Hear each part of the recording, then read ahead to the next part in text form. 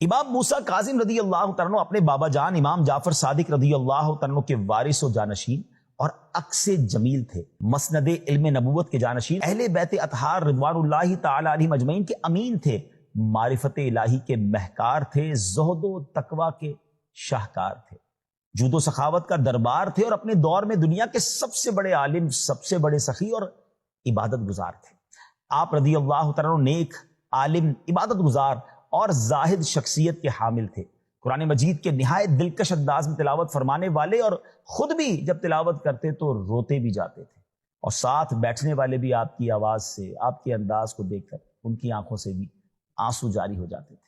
آپ کی کیا ہی شان ہے کہ آپ انتہائی قدر و منزلت کے مالک اور عظیم و شان مجتہد تھے، عبادت و طاعت الہی میں مشہور زمانہ تھے۔ مدنی چینل کے ناظرین، امت مسلمہ کی نگاہوں میں انتہائی بلند مقام، شجرہ عالیہ قادریہ رضویہ کے 7ویں امام موسیٰ کاظم وہ ہستی ہیں جن کی ذات ہمہ جہت شخصیت کی حامل تھی، بڑی قدر و منزلت والے منفرد شخصیت۔ آج ہم حضرت امام موسیٰ کاظم رضی اللہ عنہ کی مبارک سیرت کے مبارک گوشوں پر کچھ بات کرتے ہیں۔ حضرت امام موسیٰ کاظم رضی اللہ عنہ کا تعارف: آپ 7 صفر المظفر 128 ہجری بروز منگل طلوع فجر کے وقت مکہ مکرمہ اور مدینہ منورہ کے درمیان واقع جو علاقہ ہے ابا شریف، جہاں پیارے آقا علیہ السلام کی پیاری امی جان حضرت بی بی آمنہ رضی اللہ تعالیٰ عنہ کا مزار شریف ہے، اس میں پیدا ہوئے۔ سبحان اللہ، آپ کا مبارک نام موسیٰ اور کنیت ابو الحسن اور ابو ابراہیم، اور القابات صابر، صالح، امین، جبکہ سب سے مشہور لقب آپ کا کاظم ہے۔ بہت زیادہ معافی اور درگزر کرنے کے سبب آپ کا لقب جو ہے کاظم یعنی غصہ پی جانے والا ہوا۔ اللہ اکبر، آپ کا لقب ہی کتنا پیارا ہے کہ کاظم کہتے ہیں غصہ پی جانے والے کو۔ سبحان اللہ، سبحان اللہ۔ امام اہل سنت اعلی حضرت کیا خوبصورت شعر آپ کی شان میں لکھتے ہیں: شان حلمن کان علمن جان سلمن السلام، موسیٰ کاظم جہاں ناظم میرا امداد کن۔ سبحان اللہ۔ امام موسیٰ کاظم اہل بیت اطہار کے چشم و چراغ اور عظیم تابعی بزرگ حضرت امام جعفر صادق کے صاحبزادے اور سلسلہ عالیہ قادریہ رضویہ کے 7ویں پیر و مرشد ہیں۔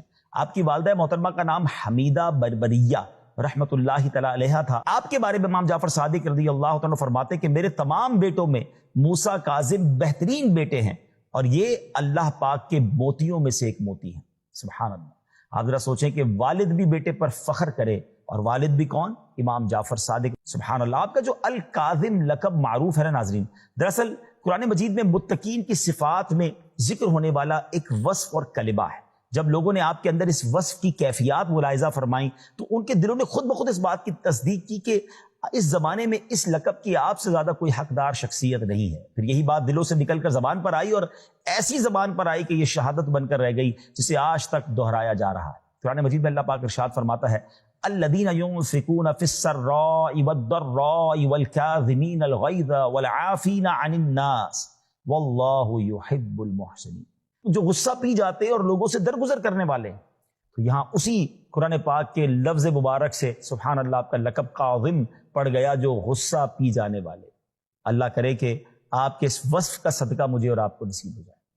ہم تو جناب کوئی ہمارے خلاف کوئی بات کر دے، ہمارے مزاج کے خلاف کوئی بات کر دے، ہر وقت تیار رہتے ہیں لڑائی کے لیے، اور ایک طرف ہم کہتے ہیں کہ ہم ان بزرگوں کے غلام ہیں، ان کے پیروکار ہیں، اور ہم ان کے مرید ہیں۔ تو امام موسیٰ کاظم تو معاف کرنے والے ہیں، غصہ پی جانے والے ہیں۔ تو آیا مدنی چل کے ناظرین، آپ بھی اپنے اندر یہ کوشش کریں نا۔ امام موسیٰ کاظم رحمۃ اللہ تعالیٰ کی مبارک رات عبادت میں اور دن روزے کی حالت میں گزرتے۔ بہت زیادہ عبادت کرنے کی وجہ سے آپ کو عبد صالح یعنی نیک بندے کے لقب سے یاد کیا جاتا ہے۔ حلم و بردباری یعنی قوت برداشت کا یہ عالم تھا کہ آپ کا لقب کاظم یعنی غصہ پی جانے والا آپ کی پہچان بن گیا۔ عاجزی اور انکساری کی یہ کیفیت تھی کہ جب بھی کوئی بندہ آپ کے سامنے سے گزرتا، اس سے پہلے کہ وہ سلام کرتا، آپ سلام میں پہل فرماتے۔ اگر معلوم ہوتا کہ کوئی آپ کو تکلیف پہنچانے میں لگا ہوا ہے تو بھی آپ اس کی ضرورت پوری فرماتے، یعنی یہ پتہ بھی ہوتا کہ یہ میرا دشمن ہے، مجھے تکلیف پہنچانا چاہتا ہے، آپ اس کے ساتھ اچھا برتاؤ کرتے۔ ناظرین ذرا سوچئے نا، یہ کیسی کمال کی بات ہے، یہ کیسا نبی پاک نے فیضان حاصل تھا۔ ہم سیرت مصطفیٰ صلی اللہ علیہ وسلم میں بھی تو پڑھتے ہی ہیں نا کہ آپ سلام میں نبی پاک علیہ السلام بھی تو پہل فرماتے، اپنے غلاموں کو سلام میں پہل فرماتے۔ مگر آج لوگ کہتے ہیں بھائی میرا مرتبہ ہے، میرا مقام ہے، لوگ مجھے آ کے سلام کریں، میں کیوں سلام کروں؟ جس کو نہیں جانتا اس کو میں کیوں سلام کروں؟ نہیں، سنت یہ ہے کہ جس کو جانے جس کو نہ جانے، مسلمان ہے سلام آپ کریں، اور پہل کریں گے تو ثواب بھی آپ کو زیادہ ملے گا۔ اور سبحان اللہ، جو سلام میں پہل کرنے والے ہوتے ہیں نا، ان کے دل سے تکبر دور ہو جاتا ہے، ہاں دل صاف ہو جاتا ہے۔ اگر آپ چاہتے ہیں کہ ہمارا دل عاجزی کا پیکر رہے تو سلام کو عام کریں اور سلام میں پہل کریں۔ اور سبحان اللہ، اتنی بڑی شخصیت، اتنے بڑے خاندان سے تعلق، مگر آپ جس کو جانتے نہ جانتے سب کو سلام میں پہل فرماتے۔